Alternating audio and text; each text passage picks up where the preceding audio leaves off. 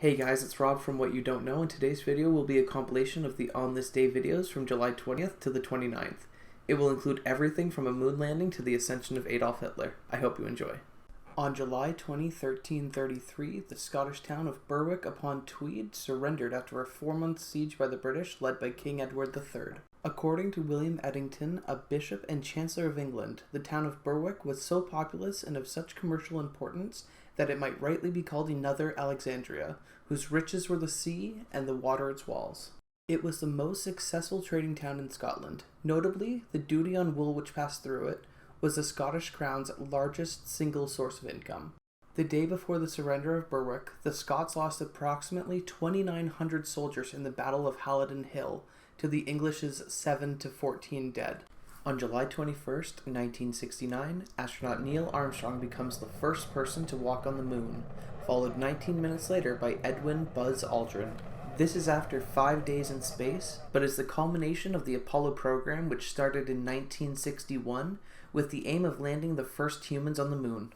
After describing the surface dust as very fine-grained and almost like a powder, at 2:56 a.m. UTC, 6.5 hours after landing, Armstrong stepped off the Eagle's footpad and uttered the famous line, "That's one small step for man and one giant leap for mankind." After Aldrin joined Armstrong on the surface, he described the view with a simple phrase, "magnificent desolation." On July 22nd, 1099, Godfrey of Bouillon accepts the title of Avadicus Sancti Sepulchri, or Defender of the Holy Sepulchre, and in doing so, created the Kingdom of Jerusalem.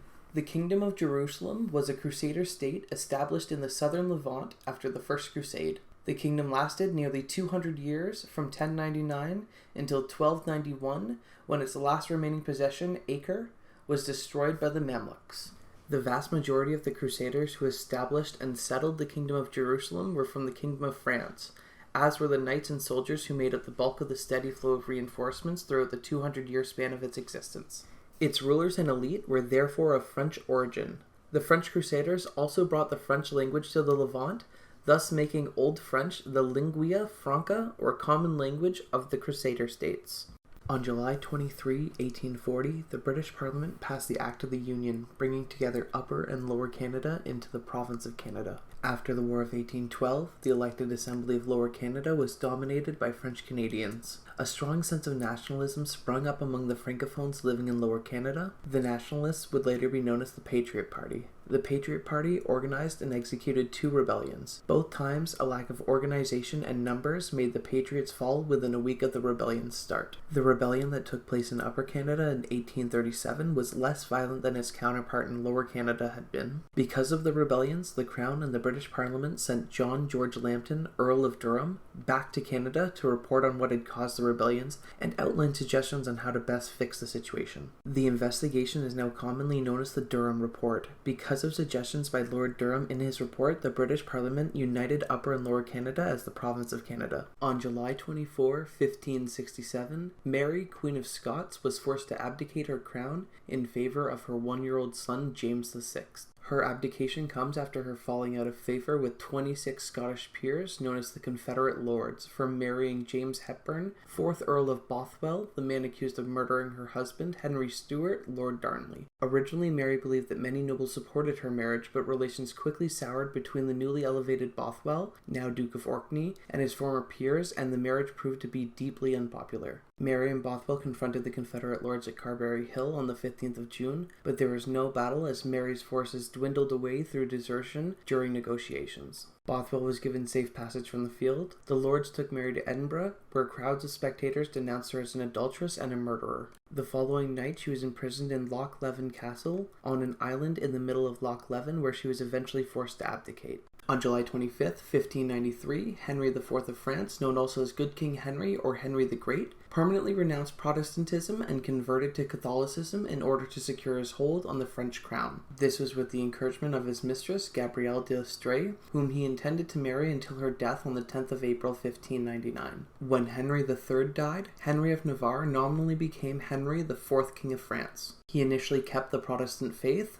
the only French king to do so, and had to fight against the Catholic League, which denied that he could ever wear Francis' crown as a Protestant. Upon converting to Catholicism, he was said to have declared that Paris vaut bien un masse, or Paris is well worth a mass. He was finally coronated on the 27th of February, 1594. Not forgetting his past, he promulgated the Edict of Nantes in 1598, which guaranteed religious liberties to Protestants, thereby effectively ending the French Wars of Religion. On July 26, 811, Khan Krum of Bulgaria inflicted one of the worst defeats in Byzantine history. The battle is known as the Battle of Pliska and took place in Pliska and Varbitsa Pass, which was the first capital of the First Bulgarian Empire. The Byzantines, led by Nikephoros I, entered the Varbitsa Pass on July 25th, but his cavalry told him that the road was barred with thick wooden walls, and Krum's detachments watched from the heights around. Before they could retreat, the Bulgars had blocked the valley entrance too.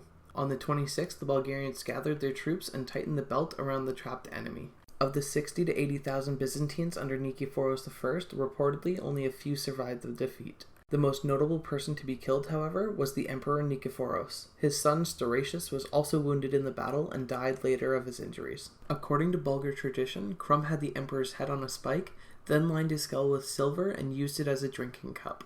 On July 27, 1866, the first permanent transatlantic telegraph cable was successfully laid from the Anglo-American Cable House on the telegraph field, Foyle Homerun, Valentia Island, to Heart's Content, Newfoundland.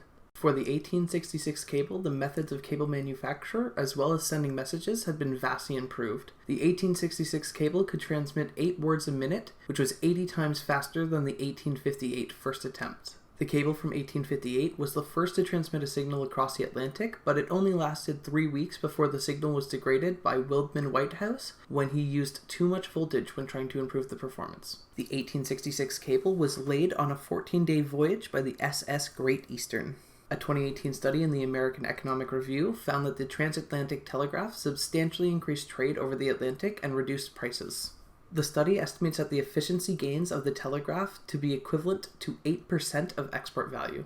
On July 28, 1917, the Negro Silent Protest Parade took place. The parade was the very first protest of its kind in New York. It was a silent march of about 8,000 to 15,000 African Americans along 5th Avenue, starting at 57th Street and ending at 23rd Street in New York City. The event was organized by the NAACP, church, and community leaders to protest violence directed towards African Americans, such as recent lynchings in Waco and Memphis. The parade was precipitated by the East St. Louis riots in May and July of 1917, where between 39 and 150 African Americans were killed by white mobs. A mounted police escort led the parade. Women and children were next, dressed in white, and they were followed by the men who were dressed in black. During the parade, white people stopped to listen to black people explain the reasons for the march, and other white bystanders expressed support and sympathy. On July 29, 1921, Adolf Hitler became the Führer, or leader of the Nazi Party.